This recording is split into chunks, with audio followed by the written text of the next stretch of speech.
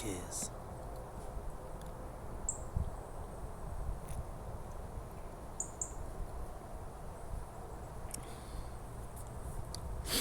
How could I not? How could I not? The stillness, the warmth, the beauty, the quietness. It's as good as it gets in suburbia.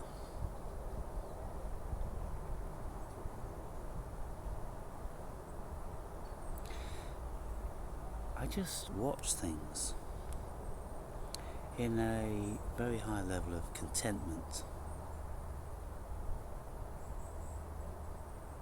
Why wouldn't I be content if I had thoughts in my mind which stole away my contentment? What sort of thoughts could those be? A whole bunch of thoughts. You see, if you've learned to control your thoughts, and if you know fundamentally that life is Maya, well, that's to say, it isn't what you think it is. It's not like it's all an illusion and it's not true and it's not real, and things according to our body are not solid and all that sort of stuff. It just means that what we are experiencing isn't what we think it is. And when we read philosophy, when we read spiritual philosophy, when we read or listen to scientists, they'll all tell us that this world isn't what it appears to be. And yet so many people are stuck so fast in the absolute concrete belief that it is. And that, in Buddhist terms, is the root of all their suffering. Because they put a whole bunch of emphasis on the illusion.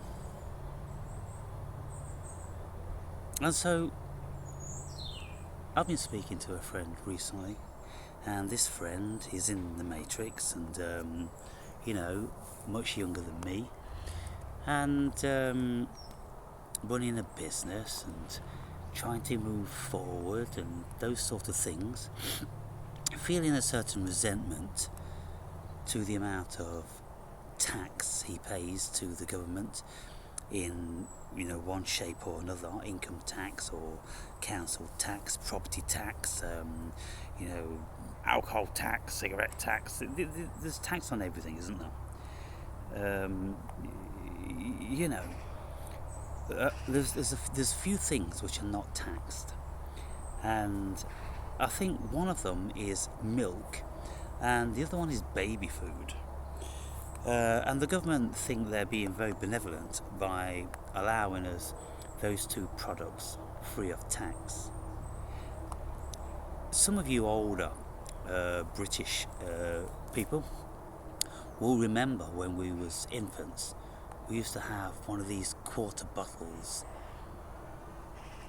or was it a half pint bottle? It was only a small bottle, wasn't it?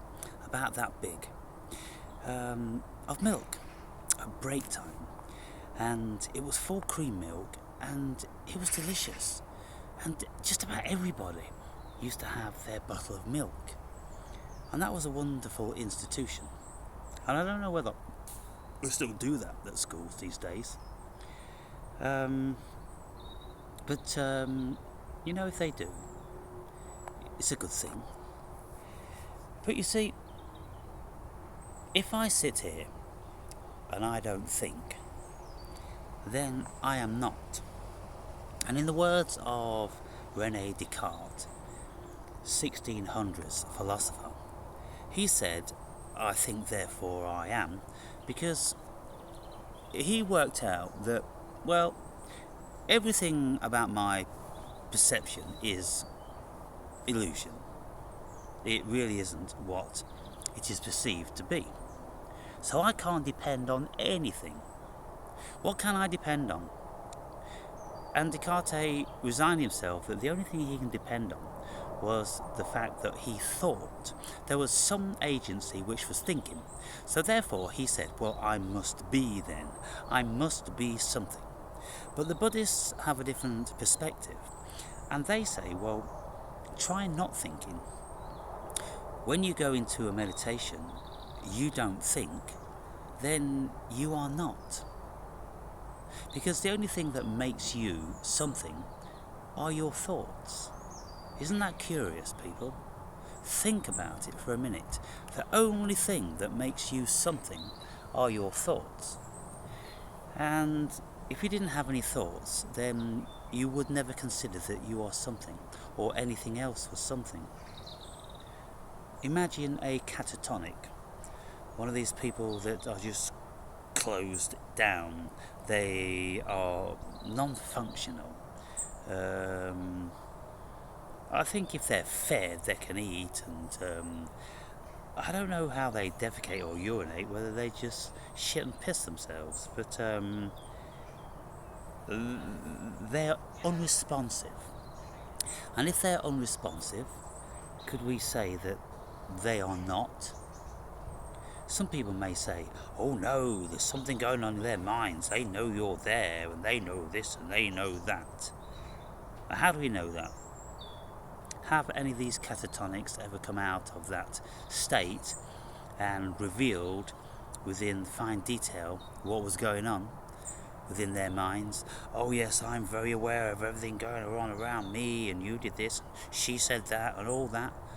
Well, I don't know about that. But what I do know is, people, when you go into a meditation whereby there are no thoughts, then there is no reason at all to consider that there is anything, because there isn't. If you go into the deepest meditation, you don't have any awareness of the body or the world. You are in a state of pure awareness. That's all you are aware of. That's all that is. It's awareness. Awareness of what? Awareness of awareness. Not awareness of anything. Not awareness that you've got a body and you're sitting in a chair and this, that and the other. Nothing at all, people. When you go into the deepest of meditation, you are aware of nothing.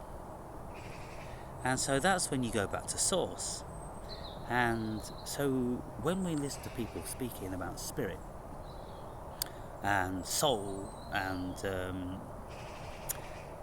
all different sorts of entities which don't have any physical matter, then that's what we are. Fundamentally, outside of the illusion, we are spirit, some sort of conscious entities, because we don't need brains to be conscious. Now we know this for many, many reasons, at least not near-death experiences and out-of-body experiences and all different sorts of things like that. We know that we don't need a functioning, living brain to have an existence. And so this book that I'm reading at this moment in time speaks about all this stuff. And it speaks of the failings of science. Now this book was written in 1877, something like that. And so they didn't know a great deal about science, but what science they did know about, Madame Blavatsky questioned in great detail. Because she was saying, look, they tell us that this thing which holds everything together is attraction, gravity. And we can't see this attraction. We can't measure this attraction. We don't know anything about this attraction. And this was the whole thing with Isaac Newton, who, was the so-called discoverer. Of course he didn't discover it. Everybody knew things fell to the ground. But his hypothesis was that, bigger bodies attract smaller bodies. And it's all governed and proportionate to the size and the mass.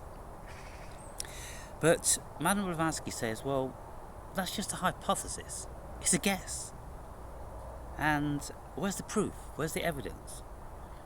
And scientists could say, well, it happens very predictably with larger and smaller bodies and this, that and the other. But Blavatsky says, yes, okay, but what is it? You still haven't answered the question. What is it? What's doing it? Who is doing it? So Blavatsky, being very oriented to spirit, she's being open-minded that it may be cosmic spirit that's actually holding everything together, that's moving everything, whereas human scientists, they call things gravity, and they have all different sorts of other terminology for different things that they've labelled, but they don't know what it is. Like they don't know what electricity is or electromagnetism. They can see how it works and that it is something, but they don't know what it is. And consciousness, they've got not a single clue what it is and how it manifests, and so they conjure up fantasies about, well, we seem to be real, we've got brains in our heads, we know that when the brain gets damaged then sometimes it impairs the way we think, and all these sorts of things. But it isn't fallible. It's not a fallible hypothesis, because people, there are some people, or have been some people, been born without any brain except the stem brain. They've only got this reptilian brain, and their skull is full with cerebral fluid. There isn't any mammalian brain, there isn't any cerebral cortex. There's just like a whale's forefront of the skull, sperm whale, where this sperm is. And scientists haven't even got a clue why sperm whales create this so-called sperm. They haven't got a clue what it's all about. And so there's so many things.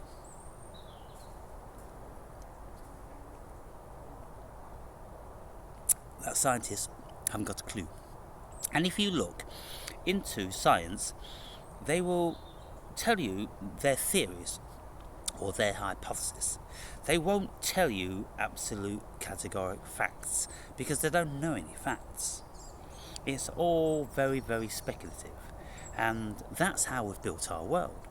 We've built our very existence on speculation, on thoughts, and what we do is, when we are told something about the cosmos, then we just parrot fashion it. And I once asked some friends of mine, simple questions. What's the speed of light? And 83,400 miles a second. And how far away is the sun? 93 million miles away. They could repeat this stuff. And I'd say to them, well, who knows that? Oh, well, scientists know that. How do you know that scientists know that? Well, they've told us. Yeah, they've told you. And you know what, people? There's been many figures as to how far the sun is away over, say, like 300 years. It's changed about 4 times. And so I have every reason to believe that it will change again. And then everybody will quickly forget that they were so sure that the sun was 93 million miles away. I mean, poor jeepers, sometimes, got it. Yeah.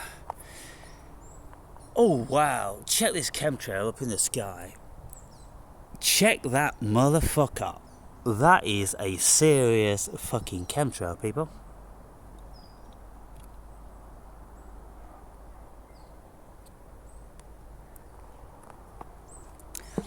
I saw a video the other day with serious people, with scientists and,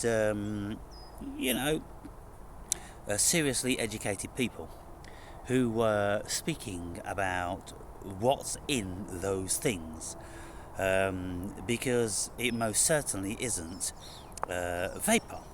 Because, look, they tell us that it's vapor from the engine because it's so cold up there, minus 30 or something like that sometimes. Well, when fuel is burnt with the combustion, then of course it uses oxygen, and then when it's expelled, uh, it causes mist because the burnt fuel is so hot in the freezing temperatures that it literally forms ice particles. And then slowly it forms vapor, and then it will be evaporated into the theatre. Um, but vapor trails don't last fucking miles, and they don't hang in the sky for a very long time, and they don't block out the sun with this murky, hazy shit that's got going on. And so initially when people started speaking about chemtrails, it was all a big conspiracy, like everything. But then in time, intelligent people absolutely have to be confronted with the physics of what they see. And that isn't fucking vapor. There's something else. There are actually particles that create this. And what are the particles? Is it something like... I won't mention, but aluminum and other technical names that I've forgotten now. But there's several of them, and they've all been measured by scientists and proven to be there. One of them is like aluminum particles, which hang in the air. Very, very, very fine particles which don't fall to Earth.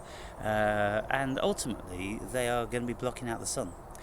And it could be speculated that people who fear that the Earth is warming up due to the sun then want to block the sun out. And so, there are lots of idiots on the planet, and if idiots are in positions of power, then they're going to start doing things to try to counter what they think is happening. But they might just very well creating a catastrophe by doing that. And so anyway, by and by. But the main focal point of this, again, look, we look at that, and people really believe in this, and they really believe in that. And I was listening to a synopsis on Madame Blavatsky's ISIS Unveiled last night.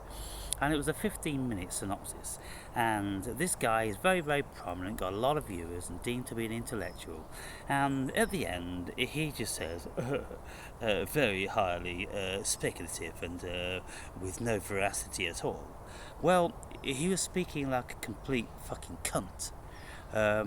Because I've read over half of the first volume of this. And what she does is just the same as any other scientist. She's gathered real empirical data from all over the world, from very verifiable, high-standing people who have been to seances and experienced spirits and ghosts and this, that and the other. And even one of the advocates for this variety of thing is Charles Darwin's peer, Alfred Russel Wallace, who also wrote his version of evolution, the evolution of species. He wrote it at exactly the same time, and Darwin even accepted that Alfred Russel Wallace probably wrote his first, but neither of them published due to the climate at the time, that they knew they were going to get crucified by the Christian simulacrum which overlaid the whole of the Western world. So Darwin wrote his book and then didn't publish it for 10 years after. And even then he was shitting bricks. People like, I don't know, Galileo or people, they'd end up on house arrest for the rest of their lives. Who was it? I don't know whether Galileo got in a great deal of trouble for saying that, the Earth isn't the centre of the universe, but Copernicus, he did. And then there were, lots of people that, got burnt at the stake for all this sort of stuff. And so, the ignorance of the human being and the fear, the absolute fear. And you see, what I'm getting back now to what this guy said about Madame Blavatsky.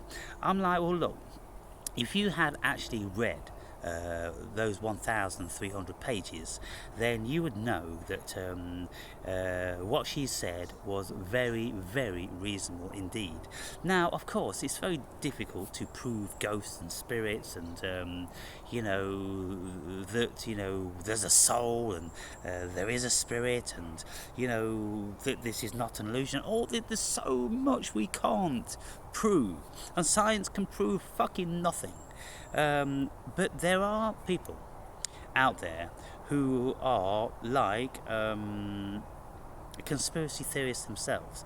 They do everything in their power to debunk. Like anything which goes against the Catholic Church, well, of course, they've got their, Jesuits in all different sorts of realms of science, which are trying to disprove everything that doesn't work with Catholicism. And we've got very, very powerful people all over the world that want to debunk everything. And you look back through history and it's always been the same. You ask yourself, why has it always been the same? Why are there people in power that just don't want certain things to get attraction? Because they want autonomy. They want to be masters of the earth. They want to control the masses via whatever it is that they're telling them. And if anything else comes into public parlance, then there effectively is an information war, and people die. They have all their work destroyed, like Nikola Tesla, like many other geniuses who have invented stuff, who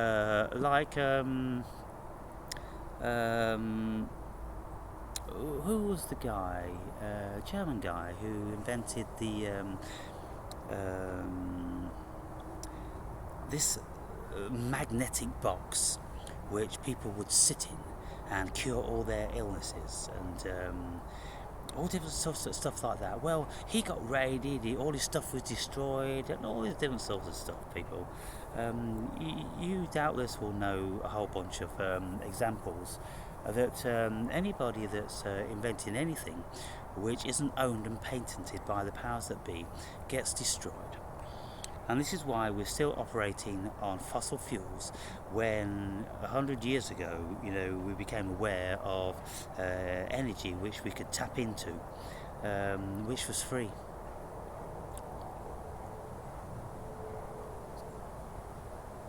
So speaking of freedom, our thoughts imprison us. And depending on what we watch, who we listen to, who we speak to, what we see, all these things influence us. And a classic example of this, just go into any street in any city and start interviewing people, speaking to people, and ask them what their perspective is on this, that and the other. And absolutely guaranteed, without a shadow of a doubt, 99% of them at least will be conveying something that they've heard in the media.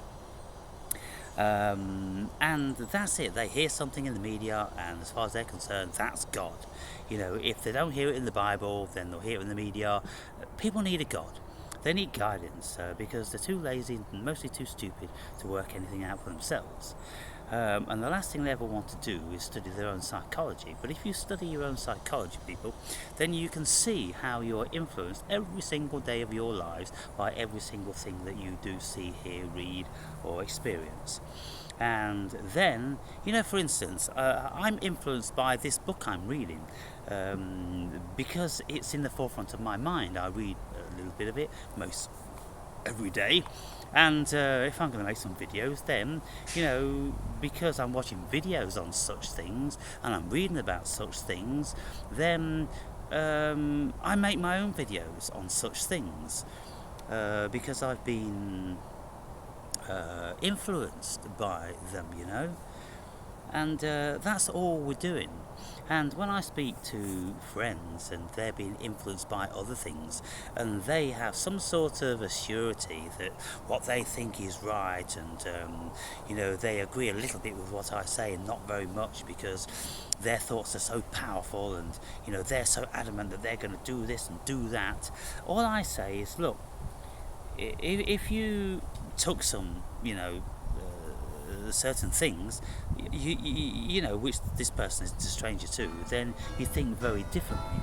if you left your current vocation and went to a different town, place, city, whatever, you think very differently. If you decided just to go to live in the outbacks of Australia or Africa, then you think very differently. Why? Because your life would be completely different, and your mind would be governed and controlled and influenced by very, very different things. And so, look, for instance, now there's this march which is going on the 26th of October with a guy. His first name is Tommy, and his second name ends in Son. I can't even say the name because this video will probably be blocked, because there are powers that want to control your perception. And if you ever want to really get into the depths of this, then tune into the davidicke.com channel. He's no longer on YouTube. He's banned from every country almost on the planet, because the powers that be don't want people to know what he's saying.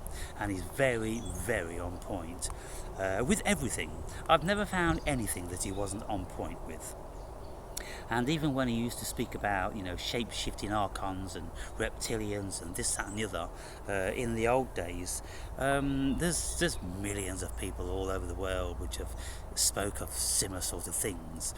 And in this book I'm reading now, there's ghosts, spirits, spectres, elementals, demons, angels, gods, fucking devils. There's everything, people. It's all there. It's all going on.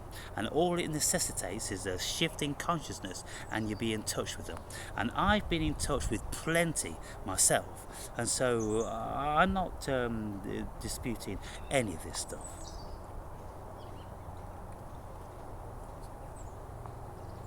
But the human mind is very given to influence, and it's very lazy.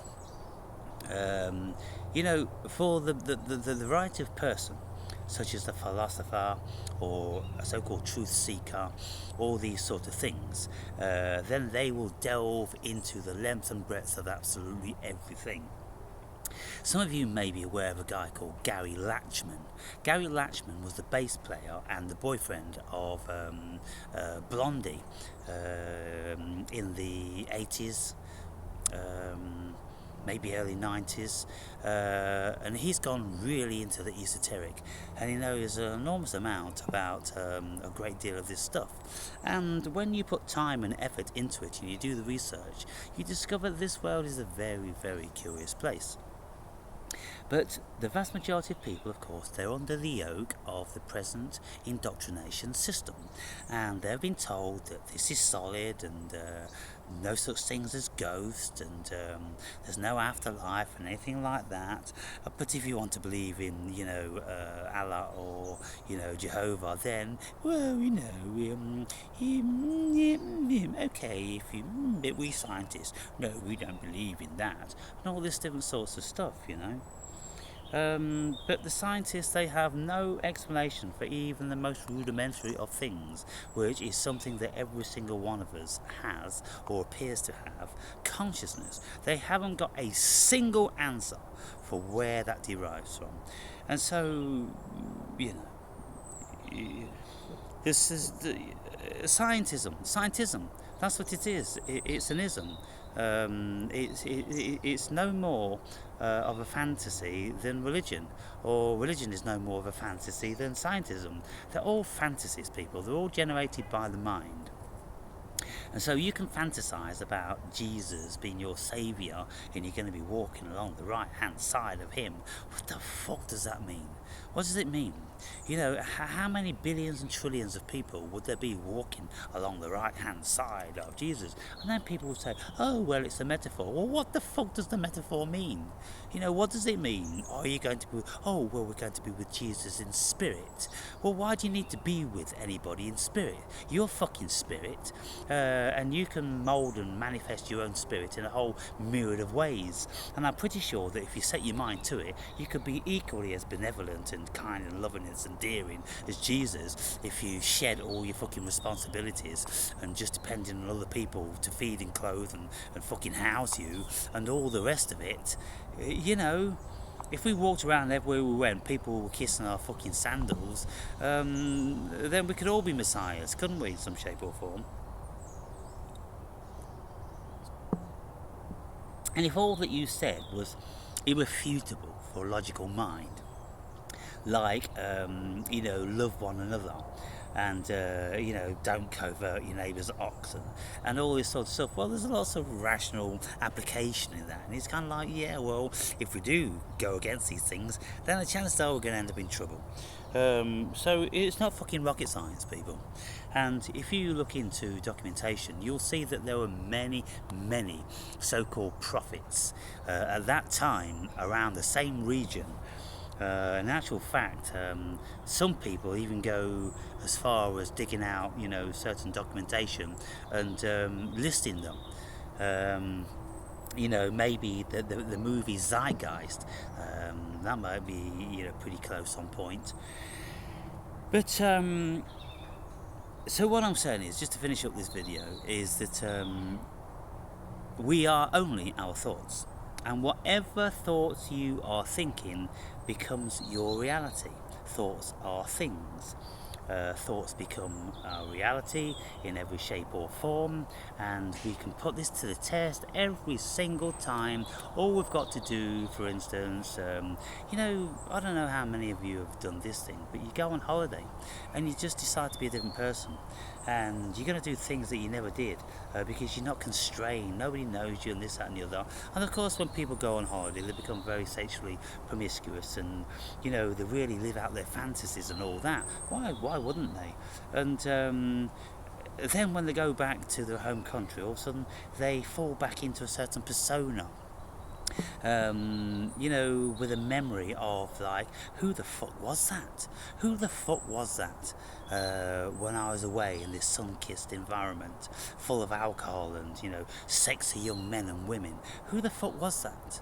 Yeah, exactly. Who the fuck was that?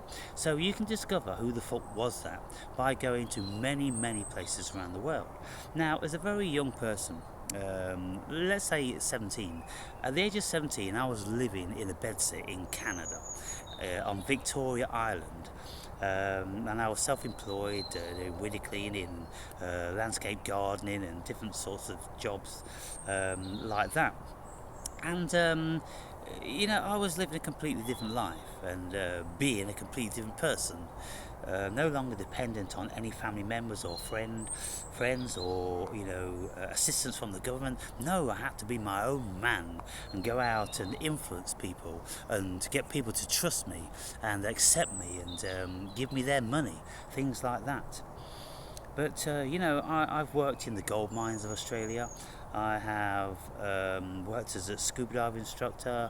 I've worked on Aboriginal settlement. I've done all different sorts of self-employed businesses, and I've lived lots of lives. And every time I've been living one of these lives, I've looked at myself and I've said, "Who the fuck are you? Who the fuck is this guy that's teaching scuba diving, living on a boat in one of the Greek islands? Who the fuck is that guy? Who the fuck was that guy working in the gold mines 12 hours a day, 7 days a week? Who the fuck was that person travelling all over the world, different countries, different cultures, and just trying to blend in best I could to that particular culture wherever I went, accepting their social norms and all that sort of thing?" It's just perception, people. It's perception. And the older we get, the wiser we get, hopefully, the more we will look at our perceptions in any given moment, and we will seriously question, are they real and true? And you will discover very, very quickly that they're not. They are simply premised and based on whatever biases you have at that moment in time, because you think that reality is real. You think your job's real, you think the money's real, you think your relationship's real, you think the society around you is real, when it's all a dream, it's all a fiction. And every single person in any given town or city has a different perception of the world. And if you ask this person, what they thought about their particular city, they'll go, "Oh, it's full of all these swarthy skinned people, and I'm not safe at night now," and this, that and the other. Then if you speak with a swarthy skinned person, oh, it's like paradise. Compared to my home country, the streets are paved with gold. It's everything that I'd read about in, the Bible or the Quran, or, there is a heaven. This is heaven for me. It's perspective, people. There is nothing per se which is fundamental in this dimension. And so when you're thinking out of sorts with yourselves, and I'm saying to people, because there's some people that, are very, very depressed and can't see any point in being here at all. I'm like, well, I don't know. I think maybe you are stuck in a groove. I don't know whether you're on medication, I don't know whether you are ill, some description, I don't know whether you're suffering a great deal, and every day is just a ball ache because it's the same old. But, for me, I just used to get up and leave wherever I was. Get on a fucking plane and see what happened. And I've lived 1,000 lives. And I've come to respect this world 1 billion% for the miracle that it is. And I don't know whether it's my outlook, it's my design, or whether I've been blessed with a beautiful, pure mind, which isn't subject to feeling negative and feeling like a victim. I just will not be a fucking victim in any shape or form. The day my mother killed herself and abandoned me, I decided that I ain't gonna be no fucking victim.